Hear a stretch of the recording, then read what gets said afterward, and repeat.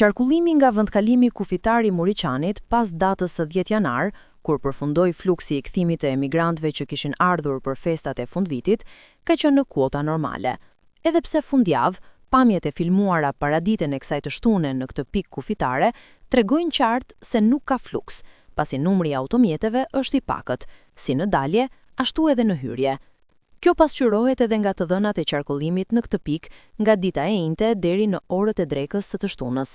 Sipas përllogaritjave të policisë kufitare, kanë qarkulluar rreth 10.000 persona dhe afro 2.500 automjete.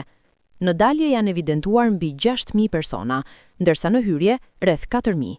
Fakti që ka më shumë lëvizje në dalje se sa në hyrje lidhet me udhëtimet e fundjavës të një numri të konsiderueshëm qytetarësh të vendit tonë drejt Ulqinit dhe pikave të tjera turistike. Sipas inspektorëve të policisë kufitare, fluks në hyrje për në vendin tonë pritet të ketë pas ditën e së dielës, kur kthehen qytetarët që kanë kaluar pushimet e fundjavës jashtë vendit.